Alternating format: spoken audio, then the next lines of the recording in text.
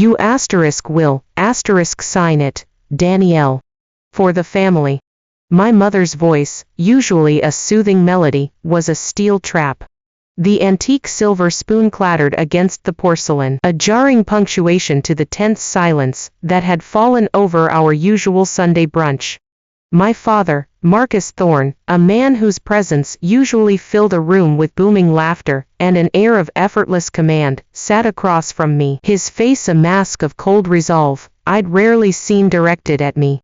Next to him, my brother, Oliver, offered a simpering, self-satisfied smile, clutching a manila envelope like a trophy.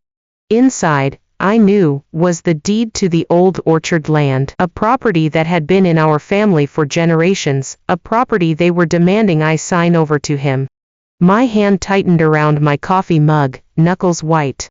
The orchard wasn't just land, it was my sanctuary, the place I'd spent countless hours with Grandpa Elias, learning about grafting, the different apple varieties, and the secrets of the earth.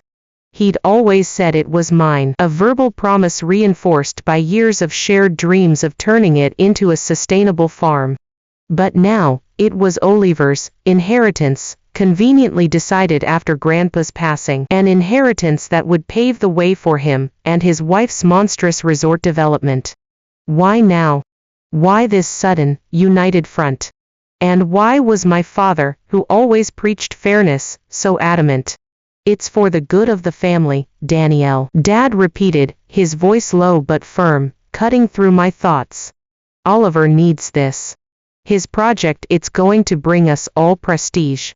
Your little farm dreams, they're just that. Dreams.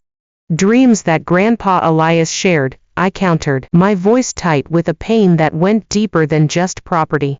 He promised me that land. He spent years teaching me, showing me how to care for it. Oliver scoffed. Oh, please, Danielle. Grandpa was old. He rambled. You really think a verbal promise trumps a family decision? Besides, what do you know about building something real? You just tinker.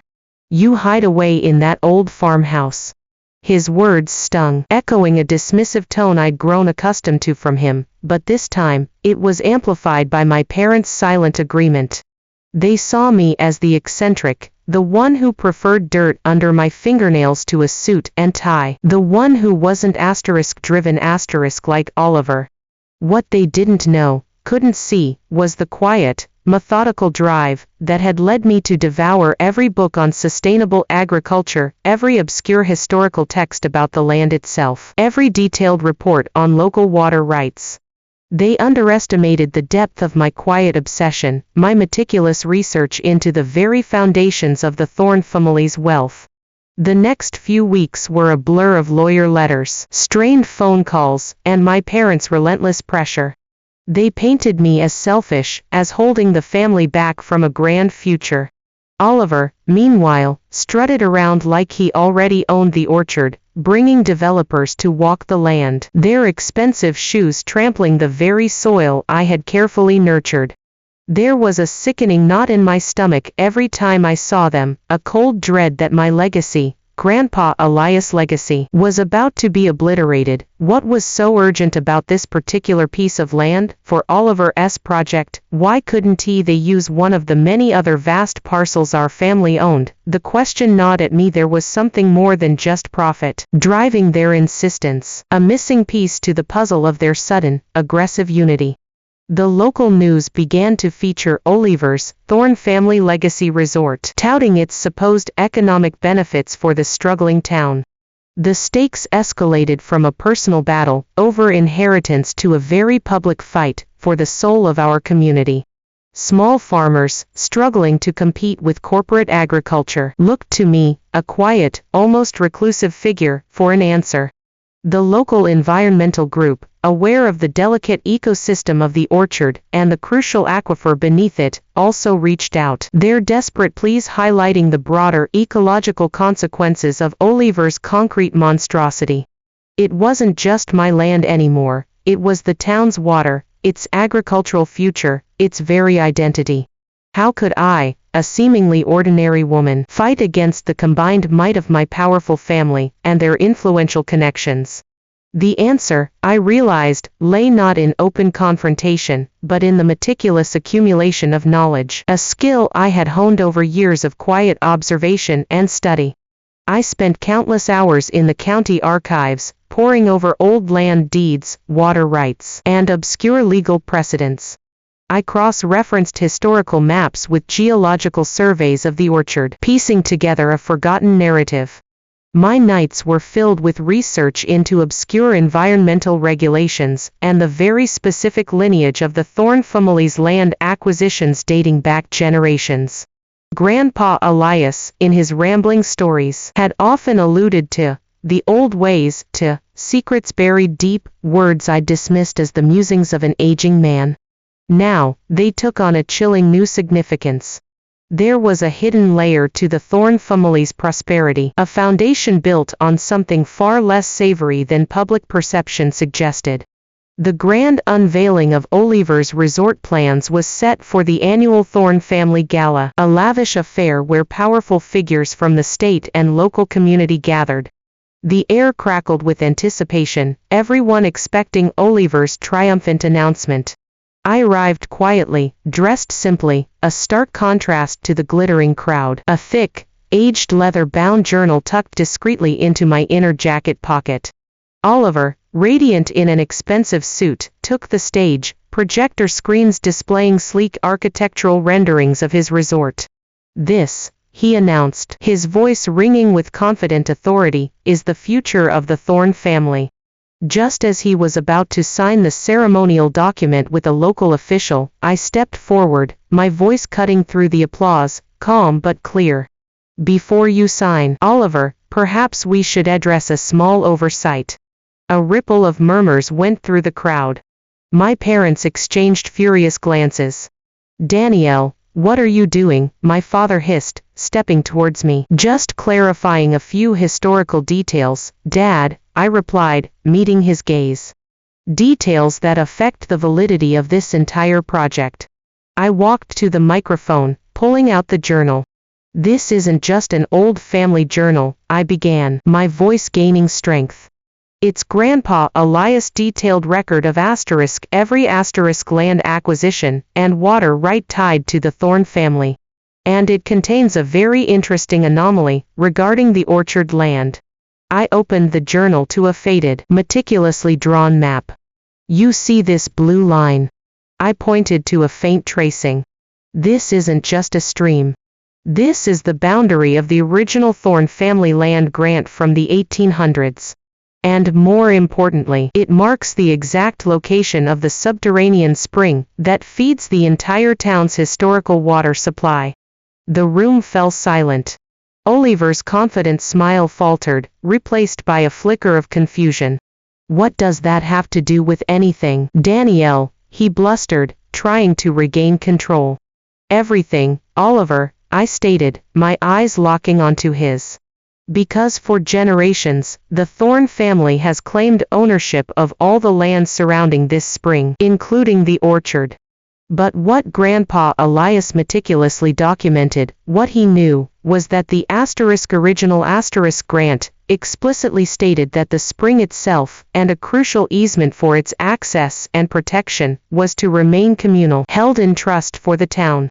Furthermore, it also stipulated that any development within a certain radius of the spring, regardless of land ownership, required explicit town approval for its impact on the water source. I then projected an old, dusty legal document onto the screen, one I'd found buried deep in the county archives, its language archaic but its meaning clear. It was the original town charter, detailing the communal nature of the spring and the development restrictions. The images of Oliver's sprawling resort on the screens now looked ominous, directly over the protected area. The Thorne family, for generations, has quietly ignored this stipulation, banking on its obscurity and the lack of accessible records, I continued, my voice resonating with quiet authority. They built their wealth on this oversight. And your resort, Oliver, plans to build directly on top of the critical aquifer recharge zone, threatening the town's entire water supply. My parents looked absolutely stunned, their faces paling. "This is ridiculous," Oliver shrieked, but his voice lacked its usual conviction. "This is a setup." "Is it?" I countered, then revealed the final, most devastating blow. Grandpa Elias, knowing this truth, and fearing the family's continued disregard for it, made one final, crucial amendment to his will. Not for the land itself, which he knew was legally complicated, but for the rights to that specific spring water, and the obligation to protect it. He legally bequeathed those rights, not to me directly, but to the custodian of the orchard land, provided that custodian commits to its ecological preservation. And that custodian, under his final will, is legally recognized as me, Danielle Thorne, unless I willingly forfeit the responsibility. Which, as you all know, I never did. The room erupted. Whispers turned to gasps. The lawyers present were furiously consulting their phones. The local official, who had been about to sign the document, looked utterly horrified. Oliver's face was ashen, his carefully constructed facade crumbling. His plans, his entire resort, were built on a generational lie, a deliberate omission of a critical legal clause, and now, that lie was exposed by the very woman they had dismissed. My father stared at me, not with anger, but with a dawning realization of the quiet power I had always held, a power he had deliberately ignored. The fallout was immense. Oliver's resort project was dead in the water, not just economically unviable, but legally indefensible. The town council launched a full investigation into the Thorne family's historical land dealings, with the potential for serious legal repercussions. My parents, reeling from the public humiliation and the threat to their carefully constructed empire, were forced to acknowledge the validity of Grandpa Elias' final will, and the deeper truths I had unearthed. The orchard, it turned out, was not just mine by a verbal promise, but by a deeper, more profound legal and moral obligation that had been hidden for generations. I, the quiet tinkerer, the dismissed daughter, had meticulously uncovered the truth, not for revenge, but for justice, for Grandpa Elias, for the land, and for the town's future. The public vindication was swift and absolute. The news hailed me as a local hero, the unassuming woman who saved their water supply. The power dynamics within the Thorne family were completely upended. Oliver, once the golden child, was now a pariah, his ambition leading to the family's greatest public scandal. My father, stripped of his easy authority, was left speechless, finally seeing the silent strength he had dismissed for so long. As for me, I walked the orchard, the scent of apple blossoms in the air, a sense of profound peace settling over me. The land was truly mine, not just in deed, but in spirit, a legacy reclaimed, a family truth unveiled, and a quiet promise kept. And I knew, with absolute certainty, that this was just the beginning of what I would build.